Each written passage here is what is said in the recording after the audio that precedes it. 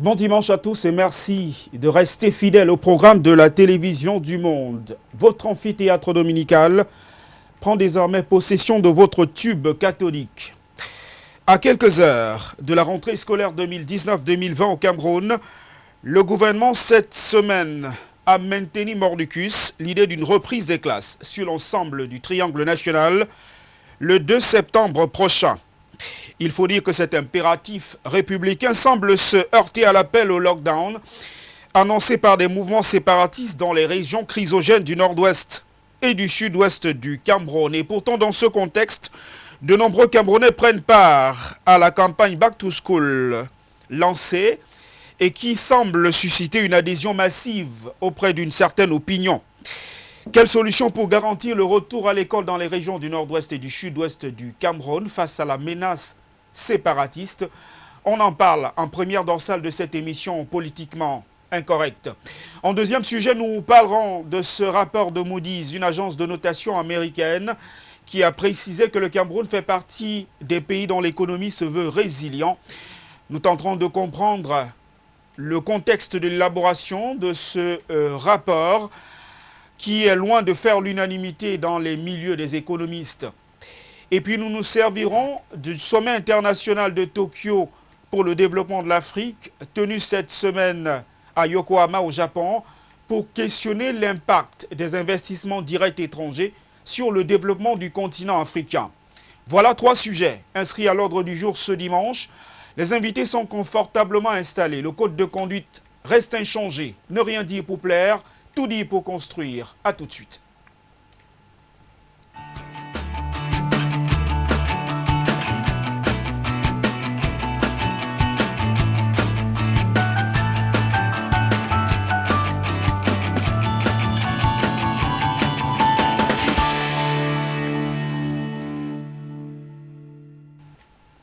Nous débutons la présentation du panel ce dimanche par Armel Sangou, qui est chercheur en sciences politiques à l'université de Douala, doctorant, il faut le préciser.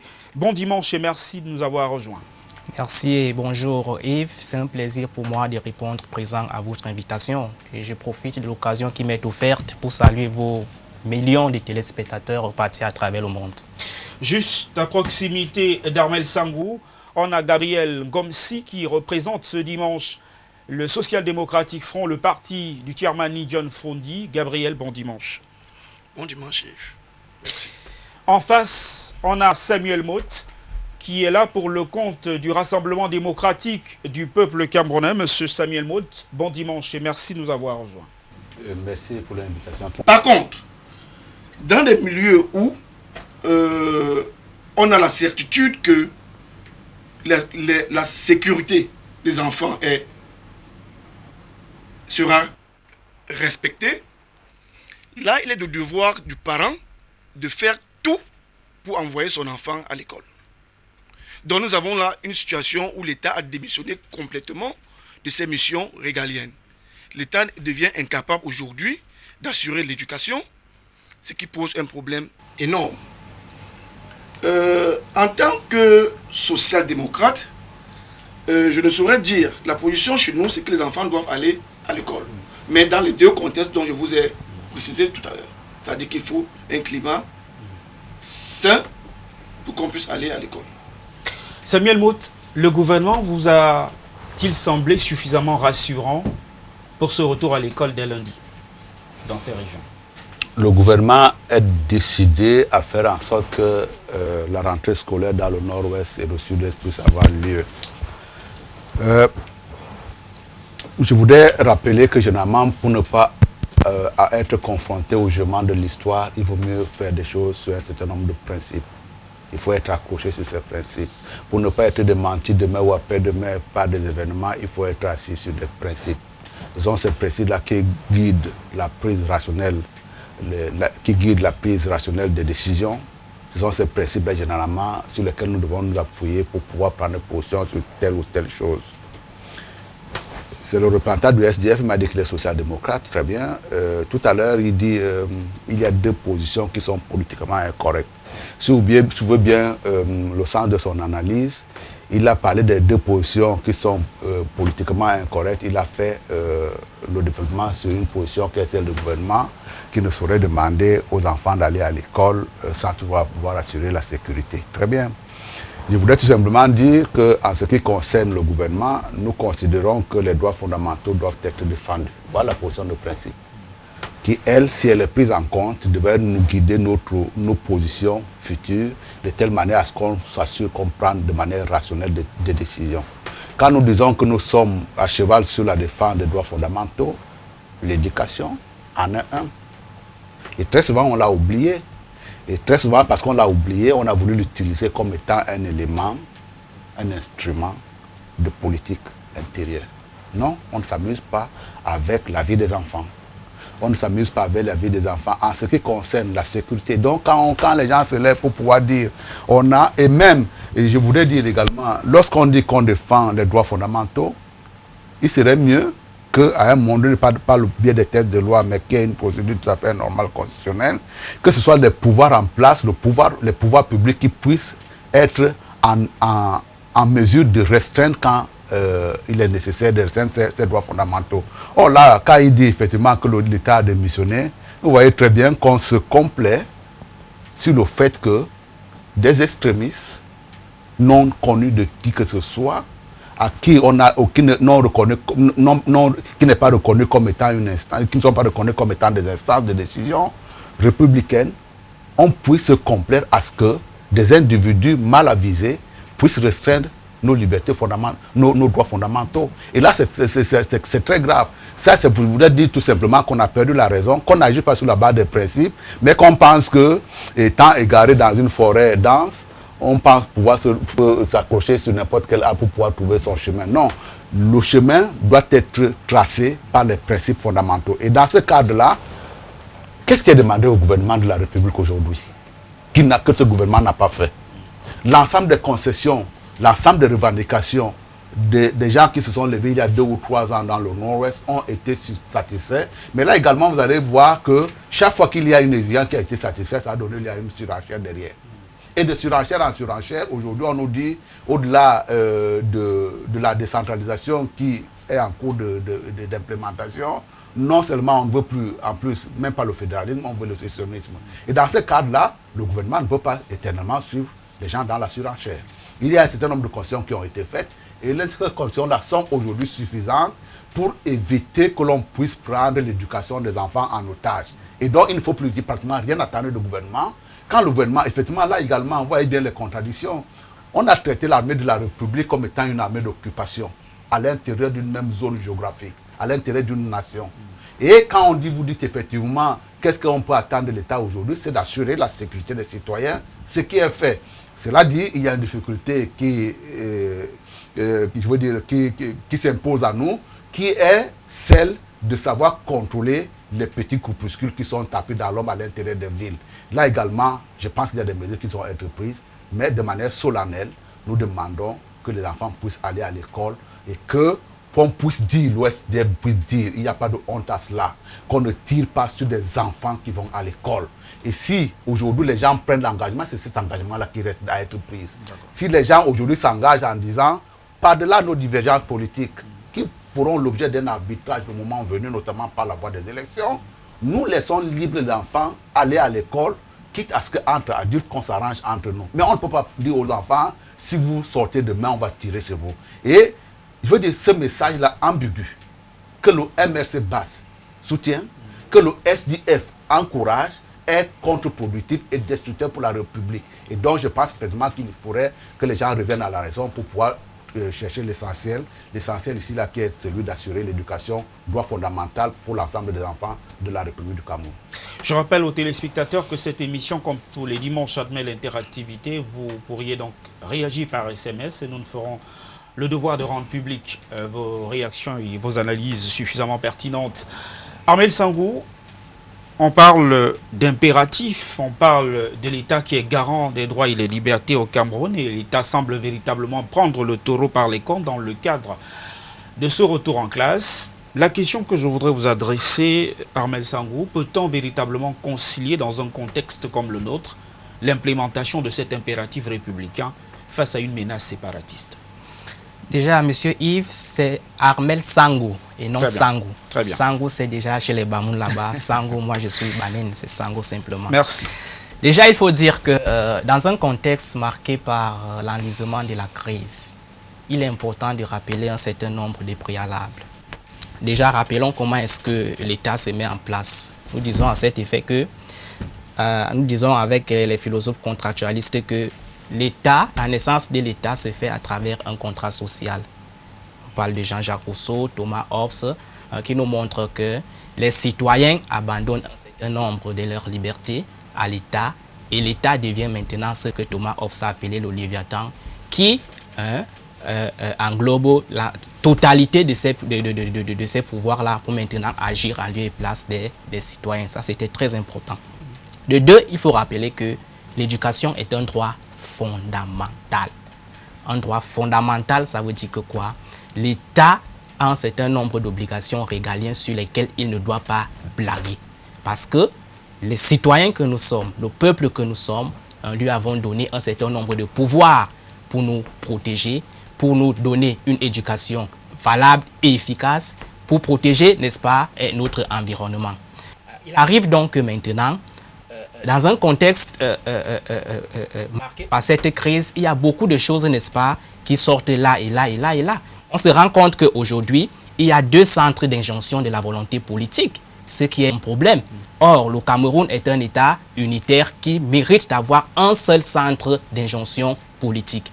On constate que à côté du back to school lancé par le gouvernement et certains turiféraires, il y en a d'autres tapis dans l'ombre qui ont également publié ce qu'ils appelaient le lockdown, c'est-à-dire les villes mortes. Au moment où le gouvernement appelle, planifie la rentrée scolaire, il y a d'autres individus tapis dans l'ombre qui veulent, n'est-ce pas, faire ombrage à cette volonté, n'est-ce pas, du gouvernement.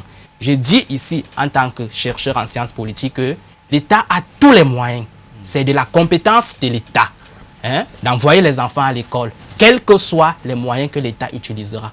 Tous ces gens-là qui tentent de faire ombrage à la rentrée scolaire, l'État a tous les moyens. Du point de vue de sa formation, du point de vue de la Constitution, l'État a tous les moyens pour neutraliser ces individus afin, n'est-ce pas, d'assurer un retour, n'est-ce pas, normal de nos enfants à l'école. Voyez-vous, ces gens-là qui revendiquent aujourd'hui, je ne sais même pas ce qu'ils revendiquent, s'attaquent aux institutions étatiques telles que l'école. Partout dans le monde, on a vu des crises. On n'a pas vu des rebelles s'attaquer à un certain nombre d'institutions telles que l'école. L'État, si ces gens qui combattent aujourd'hui s'attaquent à l'école, demain au pouvoir, ils vont gouverner quel genre de peuple? Qui sont ceux-là qui vont gouverner? Des analphabètes?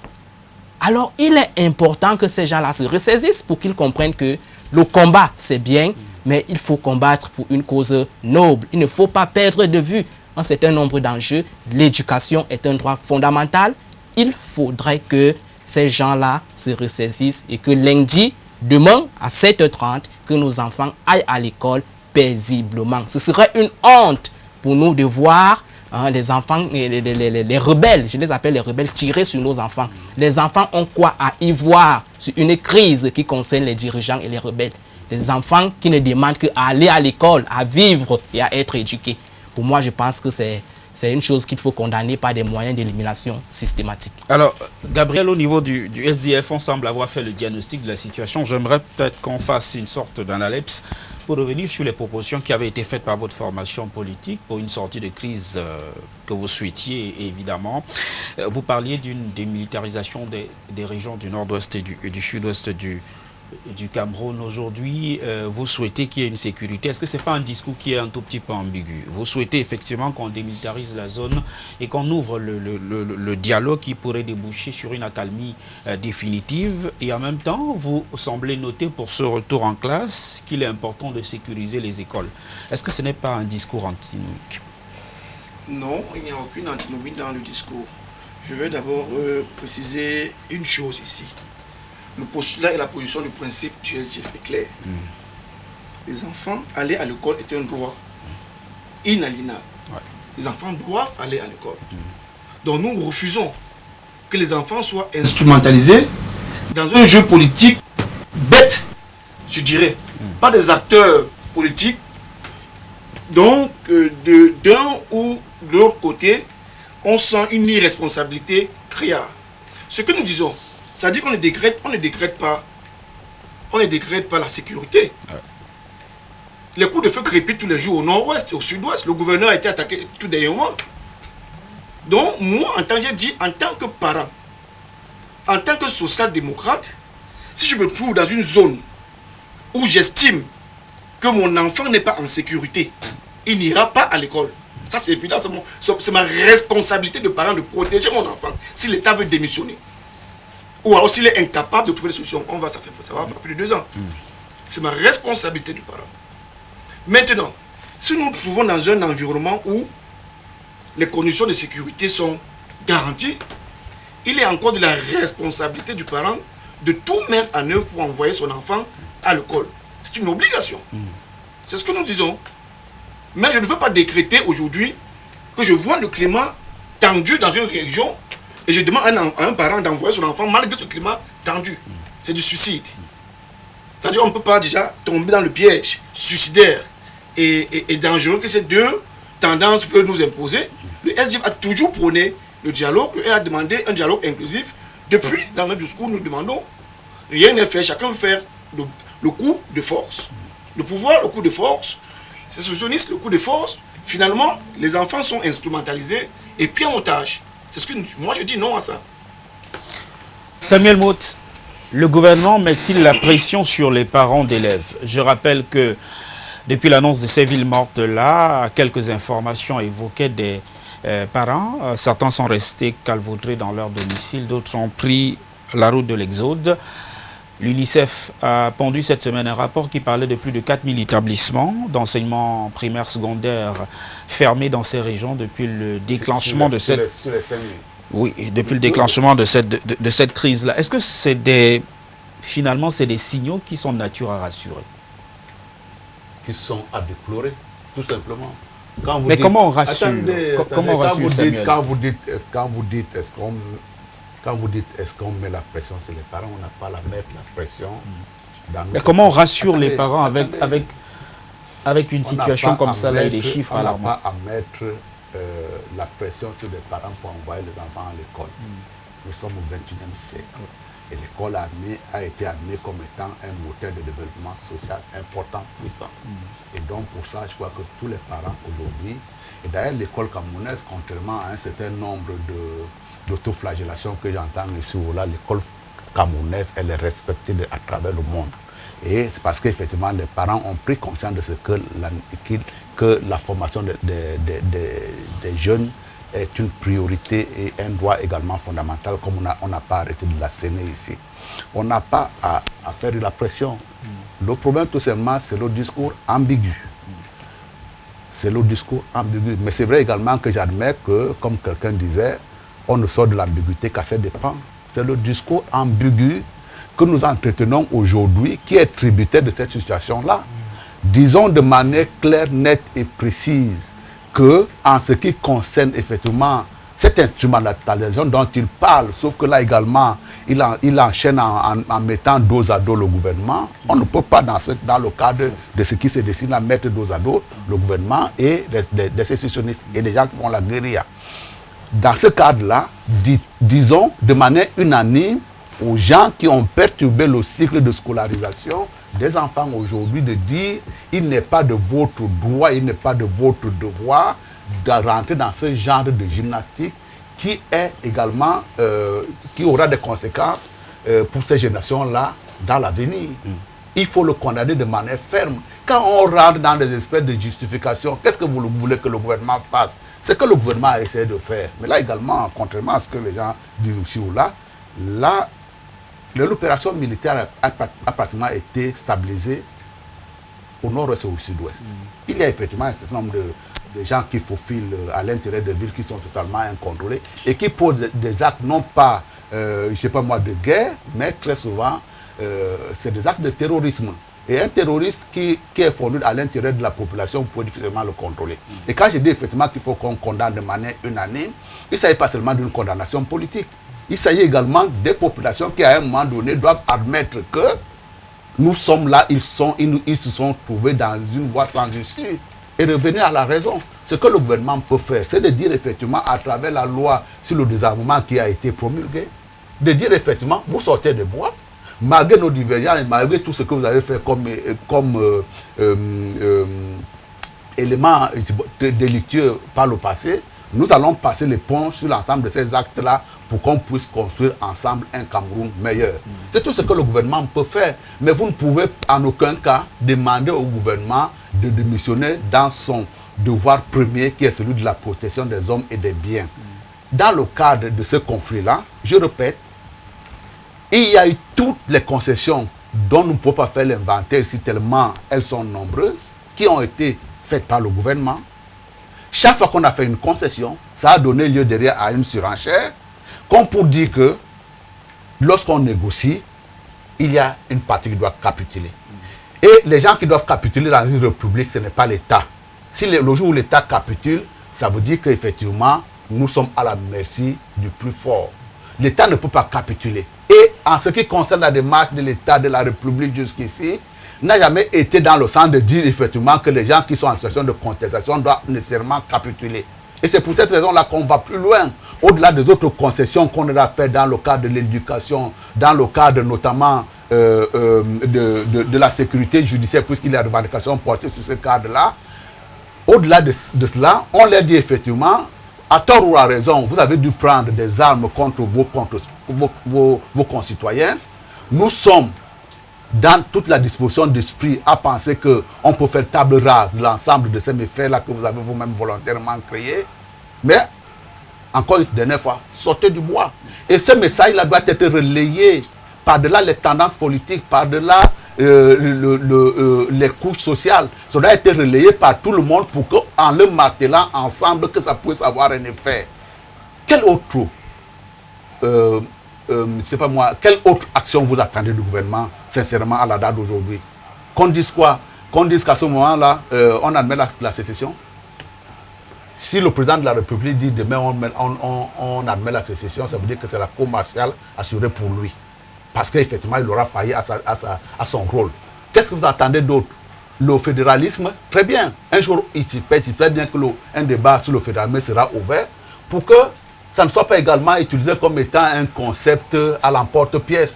Chaque fois, et là également c'est des problèmes de principe sur lesquels je voudrais qu'on insiste tout le temps, chaque fois que l'on a une démarche à faire, on reste la tête froide, on réfléchit, on voit les conséquences de telle ou telle position que l'on va prendre.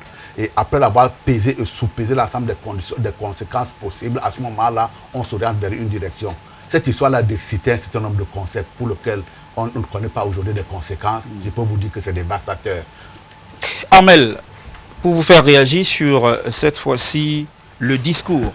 Est-ce que le discours du politique est rassurant aujourd'hui? Tout à l'heure, Samuel Motte semblait indiquer qu'il y a un discours ambigu dans le champ politique au Cameroun qui ne tend visiblement pas à rassurer sur l'impératif justement républicain qu'est le retour à l'école. L'État a intérêt à l'accès à l'éducation. L'État a intérêt à ce que son discours soit rassurant. Tout à l'heure... Est-ce que la classe politique vous a rassuré? Non, la classe politique, moi je ne m'appesantis pas trop sur la classe politique. Moi je m'appesantis sur l'État parce que c'est de la responsabilité de l'État. C'est l'État qui a le pouvoir, les pleins pouvoirs de rassurer et de mettre la sécurité dans ces deux régions. Tout à l'heure, là, vous avez fait comprendre que l'État met la pression aux populations. L'État n'a pas à mettre la pression aux parents pour envoyer les enfants à l'école. L'État a à mettre la pression aux rebelles. Ces sécessionnistes-là qui sont tapis dans l'ombre et qui empêchent à ce que nos enfants aillent à l'école. C'est à eux que l'État doit mettre la pression. C'est de la compétence de l'État. Je rappelle ici au peuple qui nous regarde ce matin que jusqu'à preuve du contraire, le Cameroun reste un État unitaire, un seul territoire, un seul peuple et un seul centre d'injonction politique. Le peuple n'a pas à accepter, le peuple n'a pas à comprendre et entendre les injonctions politiques qui viennent en dehors de l'État. Si ceux-là sont tapis dans l'ombre et qui appellent à un lockdown, le peuple, ce n'est pas de la responsabilité du peuple d'écouter, n'est-ce pas, ces appels-là. ce n'est pas de leur responsabilité. Le peuple a écouté ce que l'État a fait. Demain après demain, l'État risque d'être poursuivi. Si la rentrée scolaire de demain là n'arrive pas à se faire, l'État demain risque d'être poursuivi parce qu'il aurait manqué à un de ses obligations. Et comme il ne doit pas être, n'est-ce pas, absent à ce que le peuple lui a donné comme pouvoir, il a tous les pouvoirs. D'ailleurs, avec Max Weber, il a le monopole de la violence physique légitime. C'est de la compétence de l'État de mettre de l'ordre dans les 2 régions anglophones pour que la rentrée scolaire se passe de manière paisible, quels que soient les moyens. Parce que ces gens-là se sont attaqués aux choses, n'est-ce pas, qu'ils ne devraient pas. On ne s'attaque pas à l'éducation, on ne s'attaque pas aux institutions étatiques. Déjà, il faut, à cet effet, je reconnais que dans un système politique, Monsieur Yves, il y a toujours des crises. Il arrive toujours que les crises, n'est-ce pas, surviennent, tout ça, tout ça. Maintenant, c'est la manière de gérer ces crises-là qui montre la capacité d'un État à être fort. On s'est rendu compte que depuis le déclenchement de cette crise-là, nos frères du Nord-Ouest et du Sud-Ouest ont posé un certain nombre de demandes. Et l'État, chaque fois, a réagi. Même si l'État ne réagissait pas totalement, ne satisfaisait pas totalement leurs demandes, l'État, d'une manière ou d'une autre, faisait des réactions. Il est donc il revient donc, n'est-ce pas, à nos frères anglophones de comprendre que l'État ne peut pas être parfait dans aucun État au monde. Il n'y a pas d'État parfait, tout ça, tout ça. Et on ne gère pas un État avec les sentiments. Quand tu es gouvernant, hein, il faut être objectif, il faut être... Machiavel nous enseigne là-dessus. Il ne faut pas gérer l'État avec... Est-ce que vous imaginez ce que ça fait, Monsieur Yves, à un gouvernant, un président de la République, de déployer les soldats dans une zone de crise pour tirer? Est-ce que vous savez ce que ça fait dans la conscience du prince? Donc ce n'est pas une chose facile. Il faut que ces gens-là sachent que le président de la République, qui représente l'État, a certes des manquements, des limites, mais il faudrait que la rentrée scolaire de lundi se passe dans de très bonnes conditions. Docteur Yel Nietidem, vous êtes le dernier à nous avoir rejoint ce dimanche. Merci d'avoir fait le déplacement. Nous parlions de la rentrée scolaire. Certains sont sceptiques, dubitatifs à la limite, sur le retour en classe dans les régions du nord-ouest et du sud-ouest du Cameroun, où les écoles ont été largement dévastées. Le rapport de l'UNICEF en dit suffisamment sur la situation. Le gouvernement a réagi cette semaine. D'abord, quelle est l'observation que vous portez à cette réaction, cette communication conjointe des membres du gouvernement? Est-ce que c'est de nature à rassurer pour un retour effectif à l'école lundi prochain dans ces régions-là? Avant de dire quel est mon sentiment par rapport à la réaction du gouvernement, je voudrais profiter de cette tribune pour dire bonjour au délégué du gouvernement de la ville, docteur Todin Tonnerre. Je dois lui dire, il doit me joindre aux autres pour dire que la ville de Douala est en train de tomber en décrépitude pour ce qui est des infrastructures sous sa gouverne. Et au point où certains gens commencent à douter s'ils vivent encore, tellement les routes sont complètement désuètes, y compris devant les hôpitaux, l'hôpital général en l'occurrence, et il est un docteur. Donc je profite pour faire passer ce message, parce qu'il faudrait que les gens qui viennent de temps en temps, comme nous, vous le rappellent. Alors, la rentrée scolaire, ce sera aussi la mobilité urbaine. Oui. Et voilà. Alors maintenant, le discours de l'État par rapport à cette préoccupation, cette problématique, on a vu des ministres, l'autre jour, qui sont adressés au peuple camerounais. Et chaque ministre, en ce qui le concerne, les ministres en charge de l'éducation, éducation de base, enseignement secondaire et enseignement supérieur, ils ont essayé de rassurer, ils ont tenté de rassurer, et le véritable problème de fond reste. Il y a une crise qui va justement impacter la rentrée scolaire au plan national. Elle ne sera pas inclusive, la rentrée scolaire au Cameroun, cette année. Elle ne sera pas, n'est-ce pas, à cause de cette crise sécuritaire.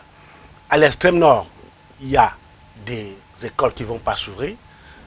C'est vrai que Boko Haram est maîtrisé, ou bien on a réussi à les localiser, mais jusque-là, ce n'est pas encore évident partout là-bas. Au nord-ouest notamment, il ne peut pas y avoir de rentrée scolaire partout dans le nord-ouest. et en même temps, il y aura rentré dans certaines localités du nord-ouest. Il faut le reconnaître. Ce ne sera pas une année blanche dans toute la région du nord-ouest, du sud-ouest, notamment les zones sécurisées, comme les zones urbaines, les grands centres urbains, il y aura rentré, ça il faut le dire. Mais dans les zones reculées, où les classes ont été détruites, certains établissements secondaires ou primaires sont occupés par on va dire quoi, ces voyous. Parce qu'en réalité, les vrais idéologues, les vrais sécessionnistes, ce n'est pas véritablement eux qui sont sur le terrain. On a beaucoup plus à faire à des gens qui font dans l'entrepreneuriat criminel, l'entrepreneuriat du crime, que les vrais sécessionnistes, les vrais idéologues. Et le problème, il faut le regarder en face, il y a un rapport de force. L'État peut visiblement, avec les moyens qu'il a, se déployer et mettre fin à cela. Mais cela a un coût en termes humains très élevé et des conséquences très élevées aussi. Donc l'État maintenant, puisqu'il s'agit d'une guerre à l'intérieur d'un pays, donc on ne peut pas la faire, ce n'est pas une guerre conventionnelle, c'est une guerre asymétrique.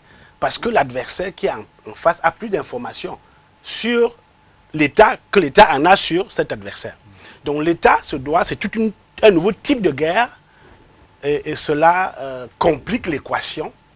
Et l'État a la responsabilité justement de sécuriser, de garantir l'accès au droit à l'éducation. Mais l'État n'est pas le seul.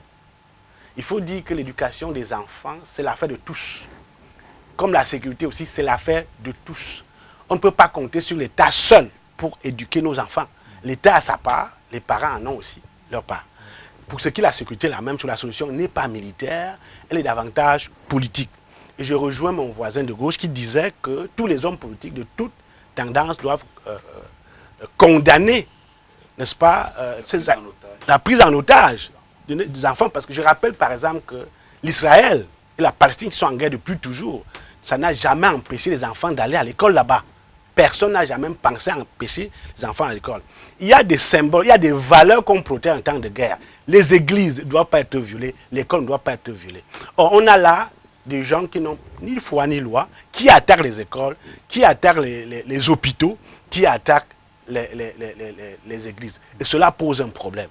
On comprend bien que c'est des gens qui ne sont pas éduqués, qui ne connaissent pas la Convention de Vienne sur les guerres, qui sont véritablement, on est bien obligé de l'appeler des voyous. Je ne parle pas des sécessionnistes, hein. Je parle de ces voyous-là qui font dans l'entrepreneuriat de la guerre, de l'économie de la guerre. Alors, ce que je dis, c'est ceci. Pour ce qui est de la solution politique dont je prône, on veut ce dialogue qui doit être inclusif. Il faut bien comprendre ce qu'on met dans le mot inclusif. Inclusif veut dire tout le monde doit être invité à la table. Tout le monde, y compris les sécessionnistes, y compris les idéologues, y compris Sissi Koutambe et les autres. Bon, maintenant il est condamné, c'est autre chose.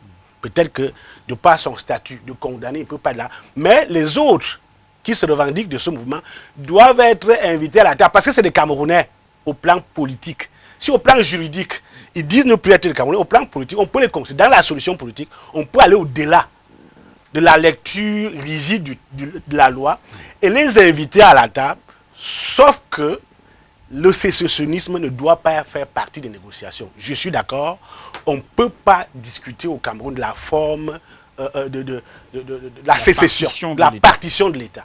Mais on peut discuter la forme de l'État, quelle qu'elle soit. Les Camerounais doivent s'entendre et décider sur la forme d'État qui leur convient. On ne doit pas leur imposer une forme de l'État. Ça peut être la forme de l'État, la décentralisation, c'est peut-être l'option d'un parti politique, peut-être le RDPC notamment. C'est leur option.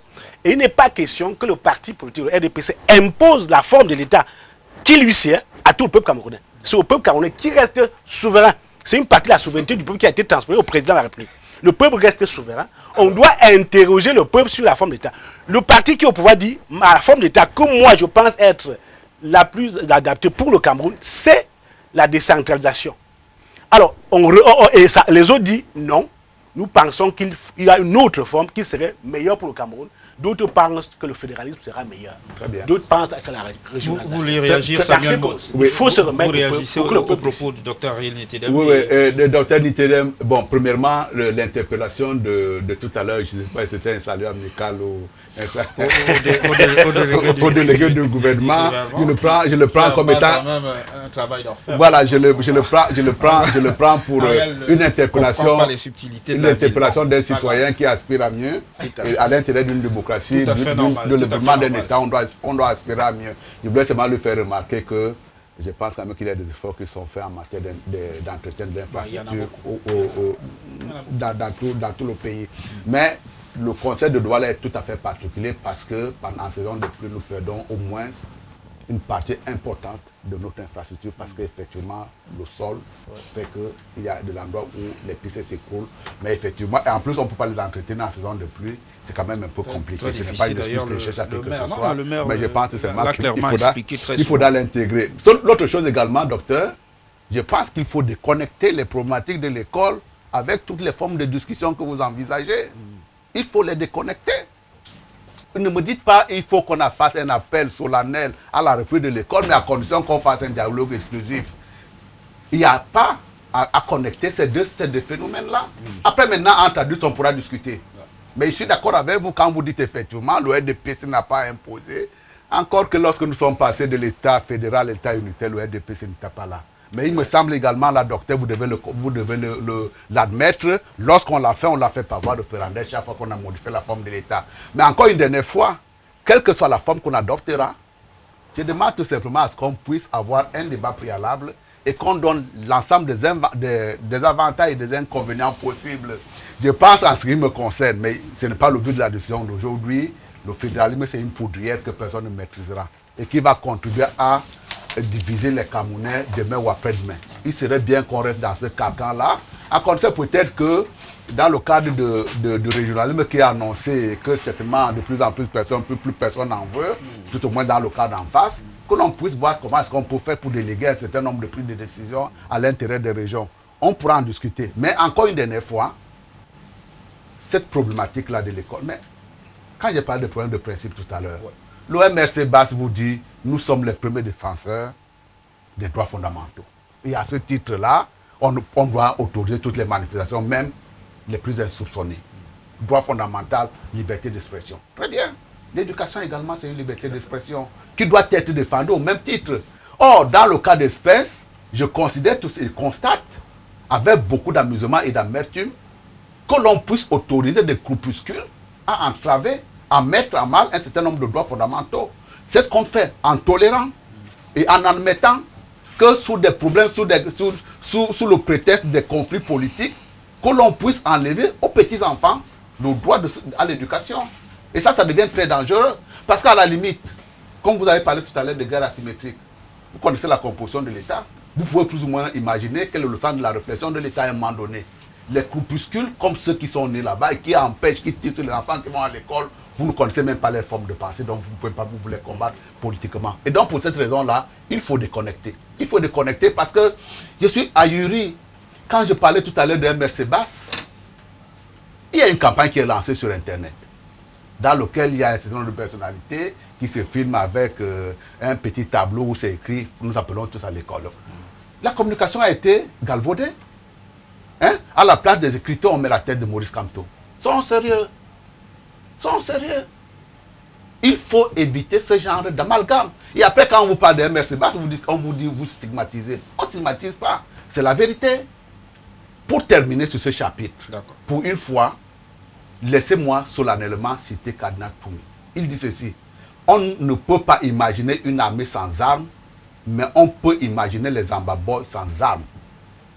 Et donc ne dites pas il faut qu'il y ait un dialogue exclusif pour que les gens puissent désarmer. On leur a donné les conditions de déposer les armes. L'État ne déposera jamais les armes. Quand vous mettez sur la même balance la puissance de l'État et la puissance de la guérilla, je crois que là également nous nous mettons en danger. Parce que le jour où le verrou de l'État, le verrou républicain, il saute, Monsieur Nitedem, vous êtes plein tout à l'heure, docteur, vous êtes plein tout à l'heure de l'état des routes. Vous n'aurez même pas, vous allez beaucoup plus être protégé et beaucoup plus être déstabilisé dans votre vécu personnel et au quotidien. Et donc, pour cette raison-là, soutenons fortement l'État. Par-delà nos divergences politiques, lorsqu'il y a une crise, et très souvent quand il y a une crise, on tait l'ensemble de ces différences-là. Lorsque Ben Laden, je suis désolé, attaque les États-Unis en bombardant les tours, on parle tous des républicains, des démocrates aux États-Unis. Hein.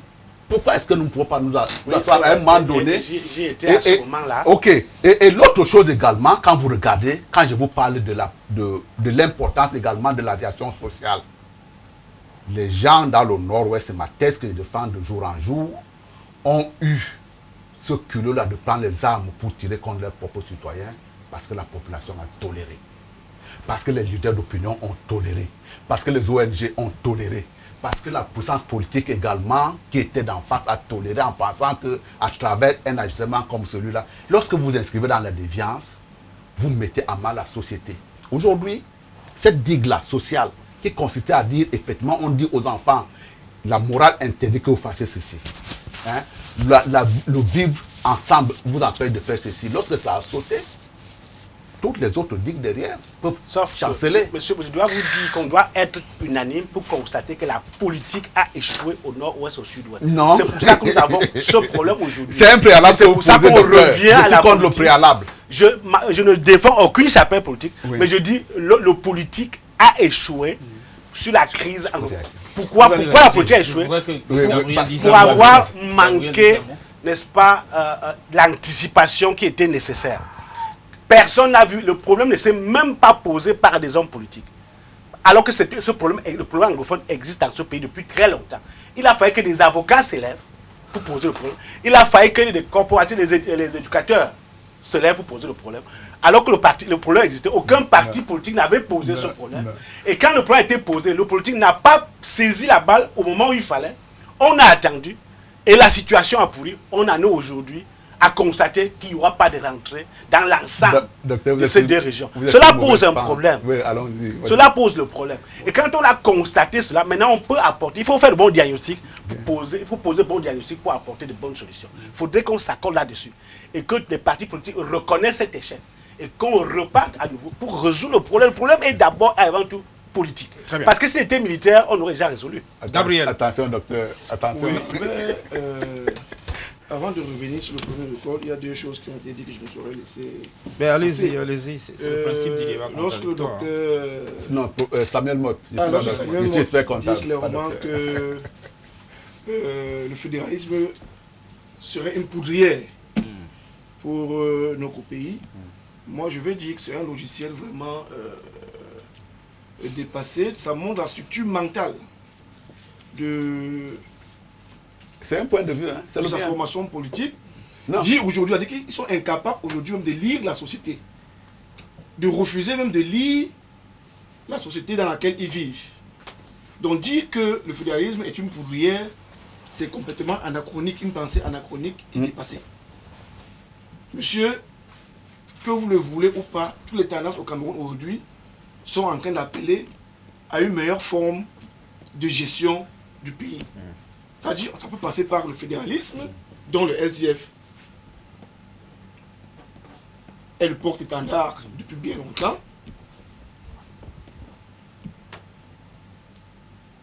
Fédéralisme comme meilleure forme de gouvernement et de gestion. Maintenant, je vais revenir sur la question de l'école. Moi, je me réjouis d'une chose. Il y a comme un consensus. La crise est. Tous sont conscients que la crise est. Nous ne parlons pas des possibilités aujourd'hui que l'État a pour résoudre. L'État n'a pas pu résoudre ce problème. Il y a la crise. Maintenant, est-ce que, M. Samuel, si vous étiez au nord-ouest aujourd'hui, serez-vous capable d'envoyer votre enfant à l'école demain? Je vous pose cette question clairement. Si vous ne faites pas la mauvaise foi, alors là, vous direz simplement non. Parce que le climat n'est pas propice pour que moi, parent, j'envoie mon enfant dans de telles conditions. Mais je vous ai dit, le SDF, la campagne Back to School, nous le faisons un peu partout. Tout dernièrement, encore le maire, l'agent au maire, Carlos Gualem, a remis les dons aux déplacés dans le cadre de la campagne Back to School. D'accord. En un mot, parce qu'on va sortir pour aborder... En un mot, pour aborder l'autre sujet, je souhaiterais tout simplement qu'on reste dans des positions de principe. D'accord. Il faut qu'on reste dans des positions de principe parce qu'il soulève là également quelque chose qui va nous diviser, mais ce n'est pas important. C'est bien également qu'on puisse avoir des points de vue divergents. Quand il dit effectivement que les politiques ont échoué, oui, c'est son point de vue. Mais si nous restons sur des positions de principe, on dit comment est-ce qu'on fait pour faire en sorte que les politiques n'échouent plus. Tout à fait. Je suis d'accord. Et c'est que quand il citait Rousseau tout à l'heure, sur le contrat social, on organise des élections et les gens qui ont échoué, on les met de côté. Tout à fait. La question de principe, c'est qu'on ne prendra jamais les armes contre ses propres citoyens. À partir du moment où nous avons déclamé, ne justifions rien d'autre après. Parce que, docteur, nous sommes suffisamment intelligents pour pouvoir faire toutes les bêtises du monde et y à coller des justifications. Hein? Quand on bombarde le World Trade Center... L'organisation des élections libres aussi doit être un principe. L'organisation des élections libres... Je n'ai pas envie effectivement qu'on sorte. Je ne voudrais pas que l'on sorte du cadre qui a été tracé par... Voilà, justement. Et je voudrais seulement qu'on reste sur ces problèmes de principe-là, parce qu'effectivement, chaque fois qu'on sortira de problèmes de principe, on trouvera une justification. Le principe, c'est de dire, voilà ce que nous avons décidé d'un commun accord, est-ce qu'on l'a fait comme ça? C'est oui ou c'est non? Après, maintenant, on discute du reste. En ce qui concerne l'échec des politiques du gouvernement...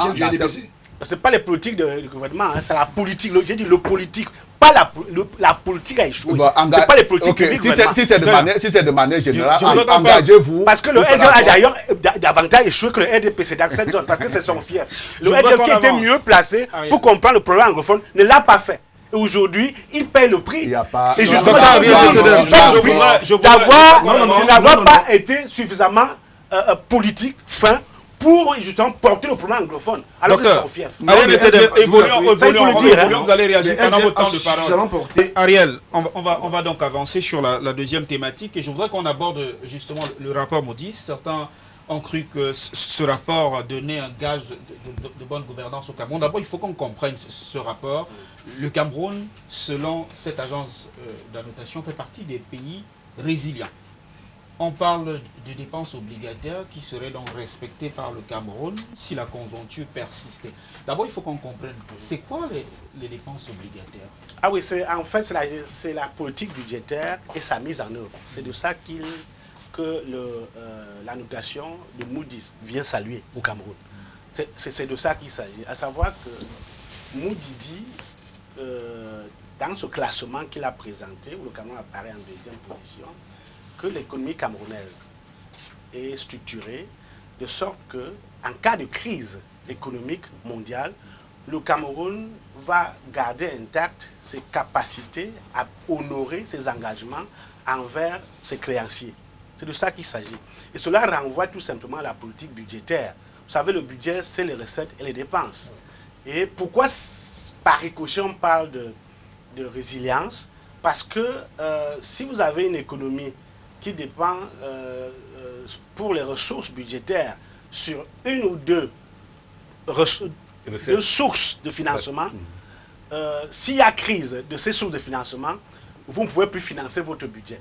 Par exemple, si votre économie repose essentiellement sur le pétrole, comme c'est le cas de beaucoup de pays africains, en cas de crise pétrolière, comme ce qu'on a eu en 2014, où on a une baisse du prix du baril qui est parti de plus de $100 le baril à moins de $50, vous ne pourrez plus honorer vos engagements par rapport à vos créanciers.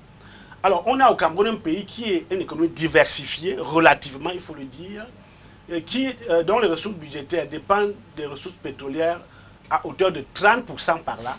Ça veut dire que s'il y a une crise pétrolière, le Cameroun sera toujours à même, n'est-ce pas, d'honorer ses engagements envers les créanciers. En fait, le rapport Moody's s'adresse à ceux-là qui investissent dans les pays pauvres, dans les pays du Sud. Ça ne s'adresse pas au Cameroun en tant que tel. Si.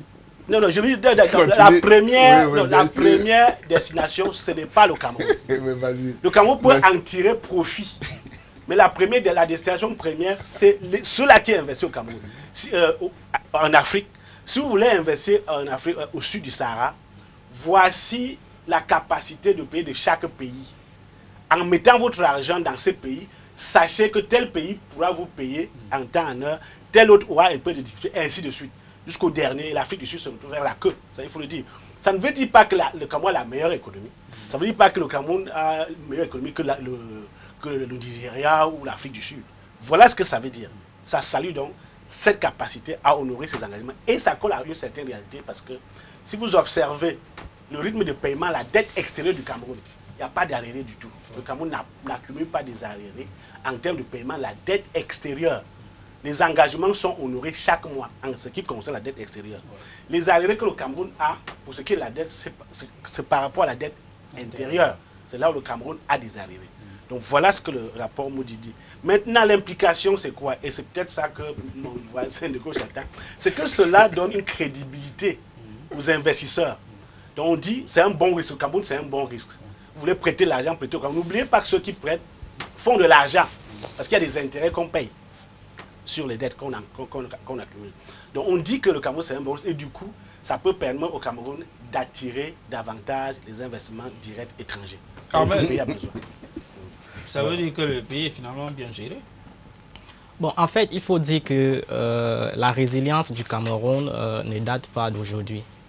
Si on se réfère aux années 94 avec la politique des passes, politique d'ajustement structurel, on a vu comment, en dépit de la contrainte internationale menée par le FMI, comment est-ce que le Cameroun a fait face à ces difficultés-là.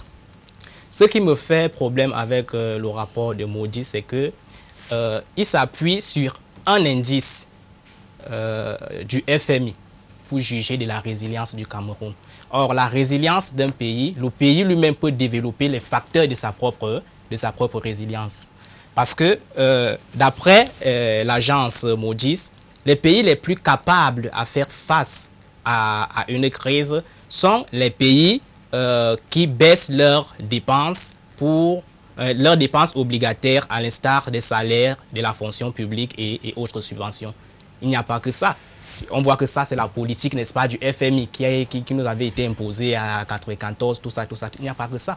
Moi, je voudrais que le pays, en tant que pays, économiquement, développe ses propres facteurs de résilience que j'ai essayé, n'est-ce pas, ici de lister, à savoir l'adoption des meilleures politiques macroéconomiques qui contribuent à ancrer les anticipations inflationnistes, la diminution de l'ampleur des chocs externes et exogènes, c'est-à-dire diminuer les importations, l'existence de meilleurs instruments financiers des marchés pour l'allocution des risques, la diversification et enfin de l'économie. Lorsqu'un pays développe son économie en tenant compte de ces paramètres-là, sa résilience ne souffrirait de rien. Moi, je n'ai aucun problème avec l'agence Moody's. C'est une agence d'analyse et de gestion des risques.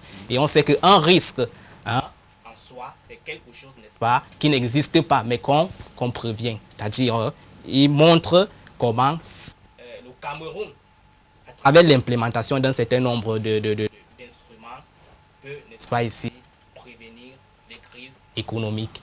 Et au cas de leur survenance, savoir comment gérer et faire face. Gabriel, le Cameroun est un bon risque sous l'ère du président de la République, Paul Biya. Moody's vous a finalement fermé le bec, pour ne pas dire la bouche. Faut pas Tu as dire déjà ton cas là. faut pas dire ça, parce qu'il faut bien comprendre ce que c'est que une agence de notation. Parce que le rapport Moody's, certes, on ne va pas dire que une analyse négative va être faite du rapport Moody's, mais déjà d'emblée, il est important que l'Afrique ou le Cameroun puisse créer aussi ses propres agences de notation. Mais généralement, l'avantage que le Cameroun a ici n'est pas lié à la qualité managériale du Cameroun, c'est plutôt lié aux atouts naturels du Cameroun. Il ne faut pas confondre. Parce que je vais vous dire, c'est vrai que dans les situations de crise, le Cameroun, au lieu de diminuer les dépenses, a été capable de plutôt augmenter ses recettes. Ça, c'est ce qui est à saluer. Ça, on ne dit pas non, c'est à saluer. Mais comme j'insiste dessus, c'est lié aux qualités naturelles et aux ressources du Cameroun, et non lié à un système de management. Quand je le dis, je vais préciser une chose ici.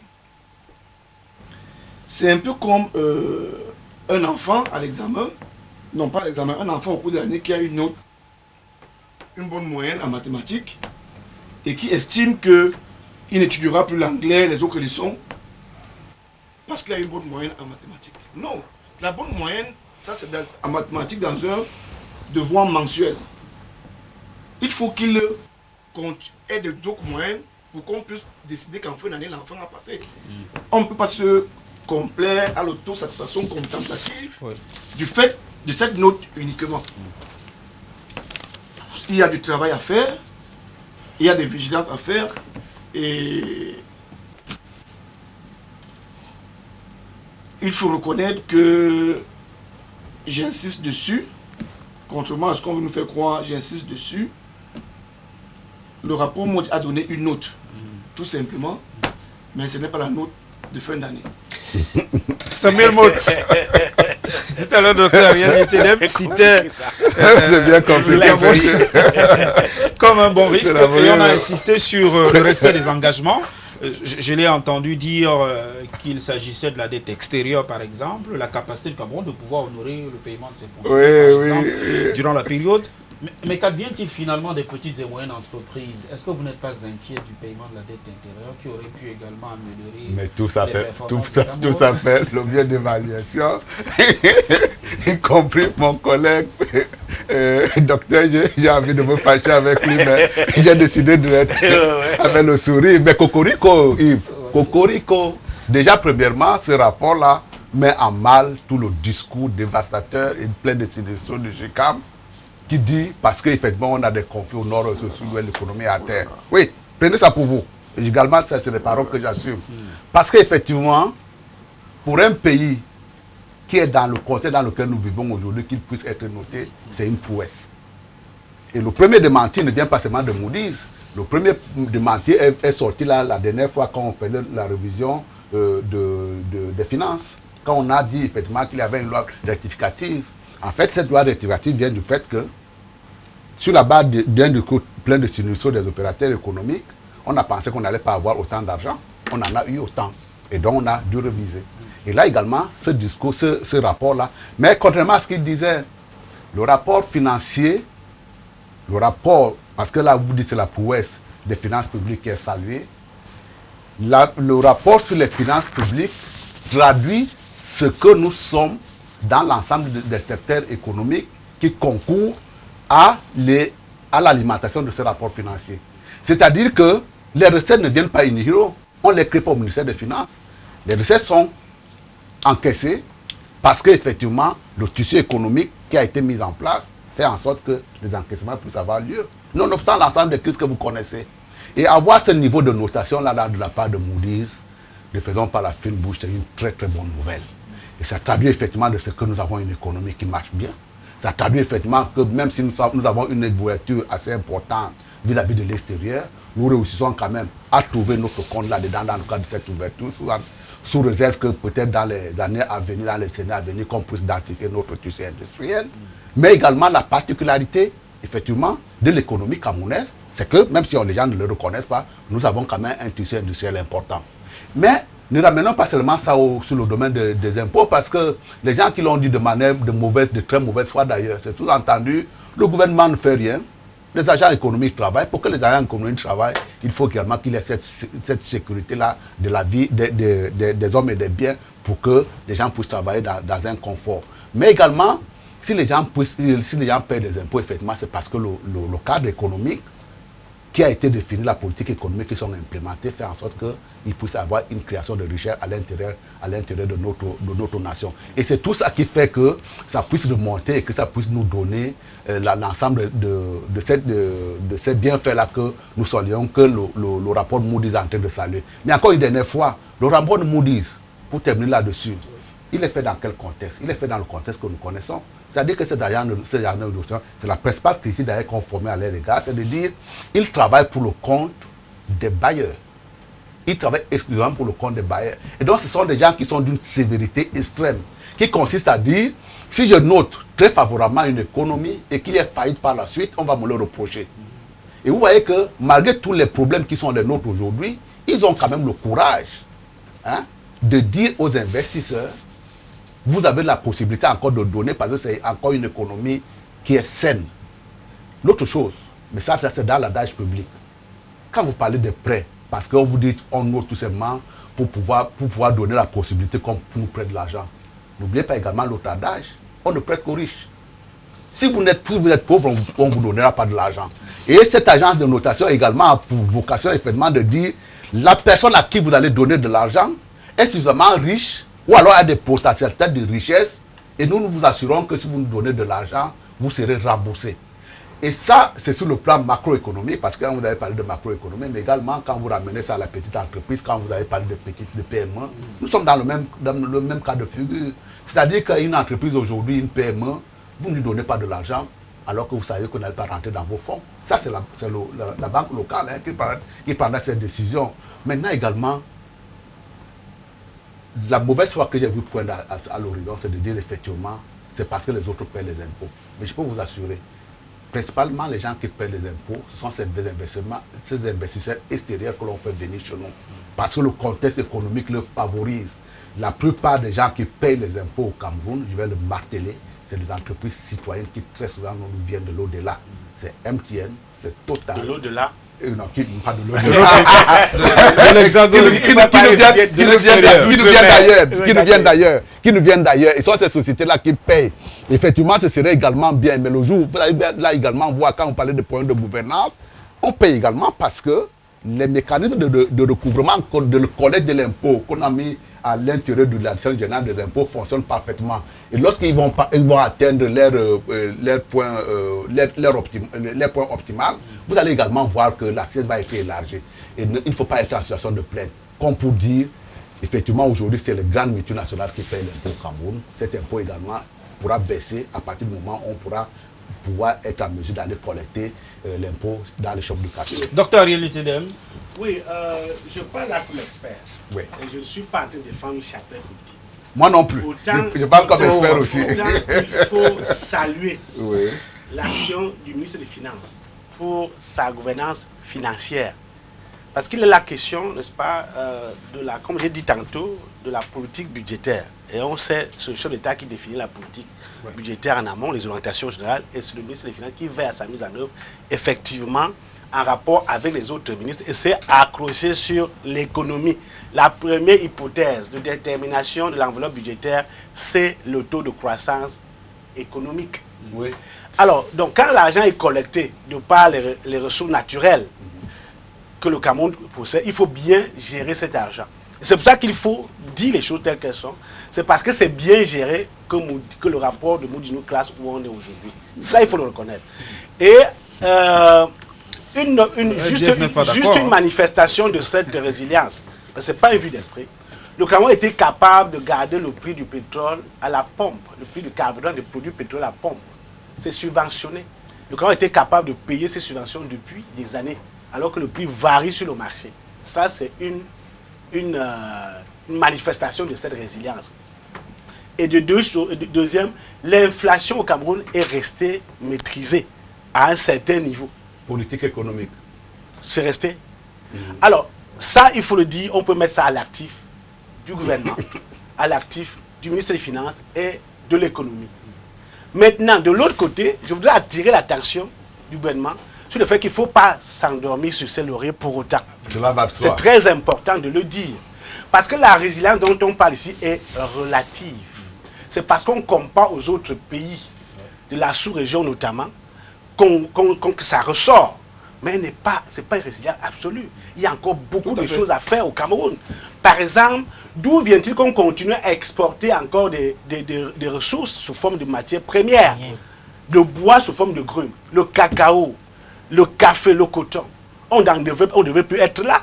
On devait être sur la chaîne, le développement des chaînes de valeur. C'est là où se trouve la valeur ajoutée.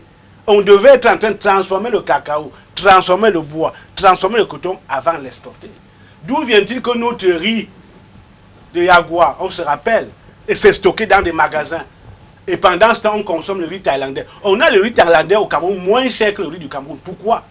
Parce que la Thaïlande subventionne son riz là-bas, de façon qu'il arrive ici, produit en Thaïlande, il arrive ici, et il est plus compétitif que notre riz produit à Yagua. On devait y penser, à subventionner nos produits pour consommer Cameroun. Oui, tout à fait. Et je peux vous dire, cette politique de création des champions d'entreprise qu'un certain ministre a lancé au ministère de l'économie et qui est tombé aujourd'hui, on devait relancer cette politique. On a vu, ça a donné lieu à la création d'une industrie de transformation de cacao à quelqu'un que je salue aujourd'hui. On a du poisson à Youpoué. On peut encadrer, l'État peut encadrer, créer, n'est-ce pas, la production, créer des champions d'industrie à Youpoué pour exploiter notre poisson. Il y a le café dans le Mungo. Il y en a, on peut relancer la filière café dans le Mungo. On peut améliorer la filière cacao. On peut créer des champions d'industrie. On peut faire davantage, travailler sur les chaînes de valeur, travailler sur les champions d'entreprise pour véritablement avoir une économie véritablement résiliente. Très bien. Le problème, docteur, là où tu vas être...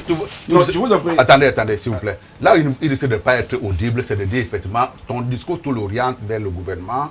Très bien, le gouvernement doit créer un cadre de telle manière à ce que les initiatives privées, Tout à fait. voilà, puissent éclore et puissent booster un certain nombre de secteurs.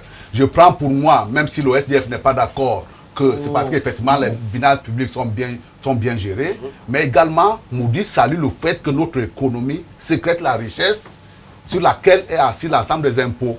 L'impôt est assis sur la richesse qui est sécrétée par notre économie. Et donc, quand tu parles là également du taux de croissance, oui, même si nous considérons qu'aujourd'hui, pour une économie qui est la nôtre, pour une nation qui est la nôtre, considérée comme étant également une nation sous-développée, les taux de croissance effectivement de 4% sont insuffisants.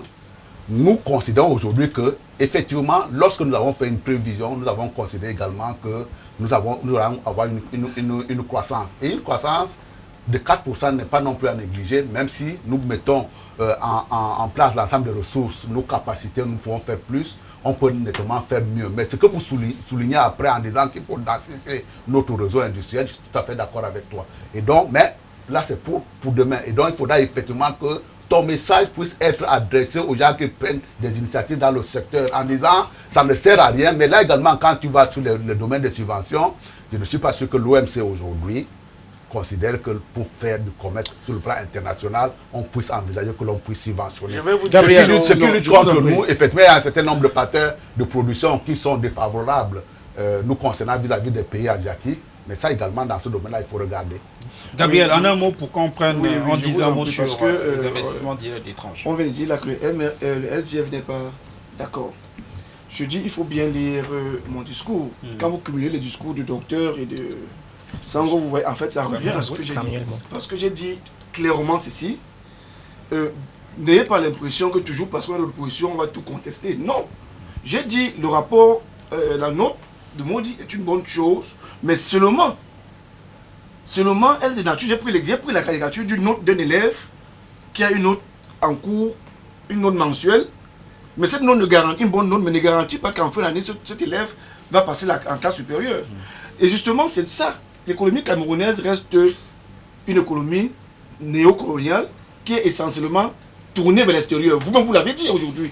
Néocolonial, c'est un gros Tournée vers l'extérieur, c'est-à-dire qu'il a pris des entreprises MTN, des entreprises qui font l'économie du Cameroun. Lui-même, oui, multinationale. Justement, il s'agit de construire le tissu industriel. Ce tissu industriel, justement, voilà pourquoi j'ai tiré la semaine en disant, attention, ne vous contemplez pas, ne vous complaisez pas dans cette autosatisfaction de la note maudite. Il y a du travail à faire. Non, contrairement au Congo, contrairement au Gabon, contrairement à la Côte d'Ivoire, le tissu industriel camerounais fait par des nationaux existe.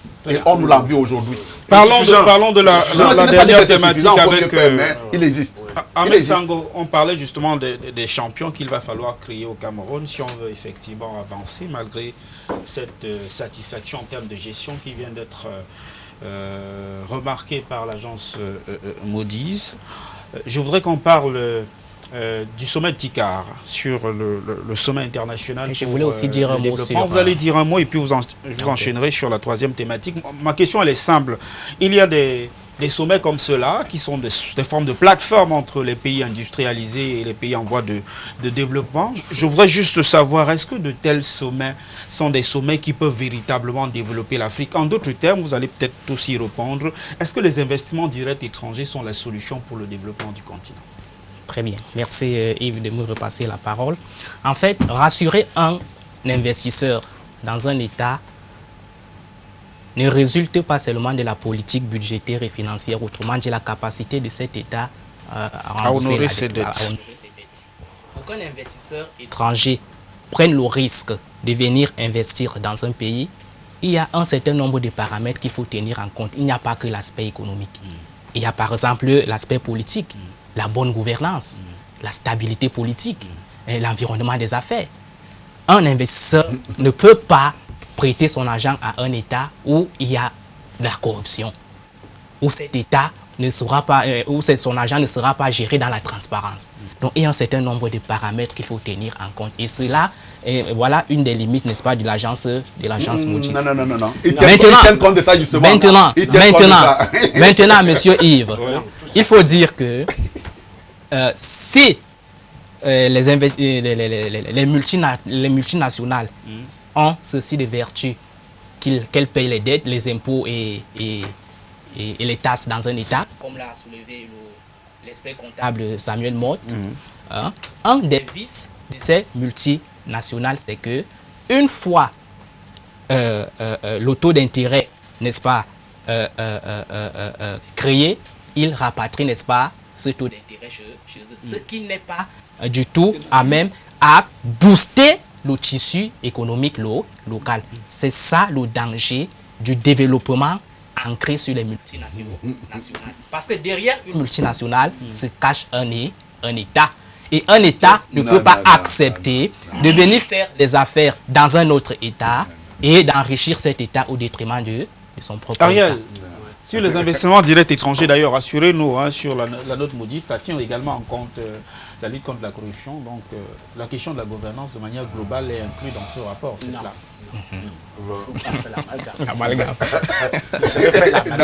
Merci, monsieur l'expert. Ça ne tient pas en compte l'environnement des affaires. Oh, il faut en tenir. Ça, il faut le dire. Ça note quelque chose de précis que j'ai dit au départ. C'est ce que ça note. Ça note pas l'ensemble de la politique économique. Ça, il faut le dire de sa mise en œuvre. Alors, cela dit, c'est un élément qui compte, qui est pris en compte lors de la décision d'aller investir. Et on sait notamment que quand il s'agit d'investissements, les anglo-saxons disent high risk, high return. Donc ça veut dire quoi? Ça veut dire que dans l'évaluation du risque, il n'y a jamais de risque zéro. Il n'y a pas de pays qui a un risque zéro. Dans la décision d'investissement, au moins le Cameroun, pour ce qui est du paiement de sa dette, aura une bonne note. Ce sera une bonne note, c'est ce qu'on dit. Mais les autres points, les autres risques seront considérés. Par exemple, la bonne gouvernance, par exemple, l'environnement des affaires, les infrastructures. Parce que les infrastructures, n'est-ce pas, conditionnent la compétitivité d'une économie. On a vu une pénétrante est où on passait 10 heures sur 10, enfin, c'était 8 heures sur 10 km, quelque chose comme ça. Ça a plombé l'économie pendant longtemps. Même si on a la meilleure note de Moody's et on est en guerre, par exemple, si tout le pays est en guerre, personne ne viendra investir, il faut se mettre d'accord. Si il y a un coup d'État, si les militaires se mettent à prendre le pouvoir, il y a des bruits de bottes, comme on dit souvent, personne ne viendra investir. Donc il y a d'autres paramètres qui sont pris en compte. Mais dans les conditions du Cameroun, on sait que le Cameroun, c'est un pays relativement stable. C'est comme un îlot de paix dans une mer complètement en furie. On a vu avec la Centrafrique, avec le Tchad à répétition. Ainsi, le Cameroun est resté en paix tout ce temps. Donc la paix au Cameroun, la paix existe au Cameroun, même si on peut discuter, dire le degré de paix ou ainsi de suite, les autres parlent de paix, de cimetière, mais il y a une paix au Cameroun. Donc, dans ces conditions, la capacité à rembourser devient intéressante. Parce qu'il y a quand même la paix.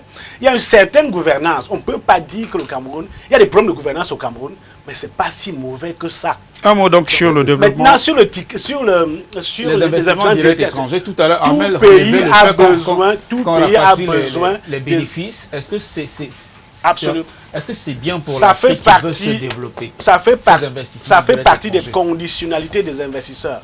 Ils disent, nous allons investir, nous venons faire de l'argent chez vous. Est-ce qu'il nous sera capable de rapatrier nos bénéfices? Ce qui rapatrie, c'est les bénéfices. Et c'est de ça qu'il s'agit. Un investisseur ne va pas venir investir. Ce sont ces bénéfices qui développent un État. Non, ce n'est pas un bénéfice qui développe l'État. Ce qui développe l'État, quand un investissement direct étranger arrive, c'est pour créer de l'emploi. La première chose, il crée de l'emploi et là, il paye les impôts à l'État. Et même les emplois qu'il crée, les employés paient des impôts sur leurs revenus. C'est ça qui développe en fait. Et ça booste l'activité économique à l'intérieur du pays. Ça peut, par exemple, si un investisseur vient et transforme notre cacao et fabrique du bon chocolat, le chocolat qu'on trouverait plutôt en Suisse, met de la valeur ajoutée. On va exporter ce chocolat à partir du Cameroun, ça va nous rapporter des devises. c'est normal, tout à fait normal que cette société fasse des bénéfices. Parce qu'en fait, c'est de l'argent. Il faut qu'on crée la valeur pour ceux qui ont mis de l'argent, pour ceux qui ont acheté les actions de cette entreprise, pour que cette entreprise continue à vivre. Donc, rapatrier les bénéfices, c'est tout à fait normal. C'est une exigence d'ailleurs pour qu'un investisseur arrive. Et je dois, comme je l'ai dit tantôt, je dois aussi obligé de me répéter, tout pays au monde a besoin des investissements directs étrangers pour se développer, y compris les États-Unis. Donc, c'est une nécessité pour le développement d'un pays. Samuel Motte, sur cette question, je voudrais finalement comprendre, est-ce que le discours sur le libéralisme communautaire était bien entendu? Parce que ça entre également dans la capacité d'un pays à pouvoir, à partir justement des nationaux, d'investir dans les projets de développement. Est-ce que ce discours du président de la République, qui a fait d'ailleurs l'objet d'un magnifique ouvrage, a été suffisamment compris par les Camerounais? Mais il est compris à la fois des gouvernants, également des populations que nous sommes. C'est parce qu'il est compris effectivement que l'on vous dit que le Cameroun aujourd'hui, de par le fonctionnement de son économie, est un pays résilient. On ne l'a pas volé, on l'a construit pièce par pièce. Ça date de la nuit des temps, parce que nous sommes des gens entrepreneurs, parce que nous sommes des gens un peu plus astucieux que les autres, parce que nous avons également, peut-être, mais aussi, pourquoi ne pas dire l'environnement? L'environnement tout court, que ce soit géographique, que ce soit climatique, nous avons des atouts effectivement qui font également... Naturels. Ou culturels, voilà, la position stratégique du Cameroun. Qui peut faire également que nous pouvons être considérés comme étant un bon risque. Mais encore une dernière fois, je vous dis tout simplement une évaluation de la situation financière du Cameroun qui ferait qu'une instance comme Moody's puisse dire également que c'est un bon risque, catalyse l'ensemble des faits et des méfaits que nous avons sur le plan national. C'est-à-dire qu'effectivement, il intègre les problèmes de stabilité en temps de guerre et en temps de paix. Il intègre également l'environnement des affaires, sauf que il intègre également les problématiques de la corruption, contrairement à ce que tu dis. Il les intègre. Le problème, tout simplement, ici, nous avons, c'est parce que les résultats sont totalement à l'opposé, que effectivement, ça semble étonner les gens. Mais l'avantage que Moody's a, c'est que, au moins, la technique d'évaluation semble être maîtrisée, et elle est maîtrisée. Lorsque vous prenez un rapport sur la corruption il est fait sur quelle base? Il n'y a aucune agence de notation sur la corruption qui va vous dire j'ai trouvé telle personne un jour en train de corrompre telle ou telle autre personne. En réalité, c'est des rapports qui sont faits sur la base des affirmations que nous faisons. C'est-à-dire perception. Il faudra seulement qu'à l'intérieur de la salle comme celle-ci, que nous soyons tous des autoflagelleurs pour qu'on considère que nous sommes tous corrompus. Et donc, pour cette raison-là, y compris également le rapport sur le climat des affaires, je note tout simplement, même si vous voulez donner du crédit à ce rapport-là sur le climat des affaires, malgré ce climat délétère, vous voyez que les gens continuent à travailler et à sécréter des richesses. En réalité, quand vous regardez, et c'est la différence entre les gens qui font ces rapports-là sur le climat des affaires et Moody's. Moody's travaille essentiellement pour les agences qui prêtent, pour les bailleurs de fonds. Les autres, là, très souvent, quand ils viennent ici, qu'est-ce qu'ils interrogent en priorité? Ils interrogent les plénichards qui sont au Gikango, qui considèrent, mais c'est dans leur vocation de dire, ah, l'État aurait pu nous concéder ceci, l'État aurait pu faire ça, ainsi de suite. Nous sommes en but. Mais monsieur Mo, je ne vous arrête pas, mais rappelez-vous que même notre CONAC national a trouvé qu'il y avait un ministère qui était le plus corrompu de ce pays. Le ministère de marché à l'occurrence. Ça, c'est la CONAC. Et il y a un document de l'INS qui démontre que 20% des ressources budgétaires sont siphonnées lors de la passation de marché. C'est un travail des institutions camerounaises. Oui, non, mais également pour chuter un peu que Gabriel disant, on va sortir. Pour deux choses, qui peuvent être soit moins techniques que Moody's, mais qui peuvent également s'aider à l'autoflagellation. Parce que là également, mon cher ami, très souvent, on a beaucoup de choses à redire quand la CONAC sort son rapport. Parce que, effectivement, n'étant pas entouré par des techniciens qui peuvent être en mesure de dire telle ou telle enquête, ils peuvent également très souvent se laisser aller à des informations très souvent qui les suivent. Gabriel, en un mot, on va sortir les cas sont légion. de cette émission. Le SDF pense qu'il est important d'encourager les investissements directs étrangers. C'est peut-être avec vous qu'on va sortir cette question. Encourager, oui, mais il faut davantage travailler sur le tissu national. Oui, ça veut dire que quelle est la plus-value des investissements directs étrangers. Oui. C'est vrai que la conséquence c'est l'endettement, mais il est beaucoup plus utile pour nous parce que le Cameroun est un pays qui a beaucoup de ressources humaines, même dans la diaspora. Donc il est intéressant de pouvoir développer des projets à l'intérieur du Cameroun qui vont transformer. Nous avons du manioc, nous avons du cacao, nous avons du café. Il faut transformer à l'intérieur. Et donc d'avoir une économie beaucoup plus tournée vers l'extérieur. C'est ce que je veux dire. Merci. On va sortir de cette émission ce dimanche avec donc cette thématique. Je voudrais remercier rapidement le docteur Ariel Netedem qui nous a rejoint. Vous êtes économiste, vous venez de Yaoundé. Et vous avez rallié Douala. Merci le sommet du Japon. On n'en parle pas. Malheureusement, le temps. On parlait du TICAD. On parlait du TICAD et vous en parliez, mon cher. Je voudrais donc remercier le docteur Ariel Netedem. Merci d'être venu de Yaoundé pour cette émission. Je remercie également Samuel Maud qui était là pour le RDPC. Je remercie également Armel qui est donc chercheur en sciences politiques, doctorant. Merci d'être venu. Et puis merci également à Gabriel Gomsi qui nous a rejoint ce dimanche pour le SDF. 1000 fois merci d'avoir participé à cette émission. Je vous retrouve dimanche prochain. S'il plaît à Dieu, bon dimanche à tous. Au revoir.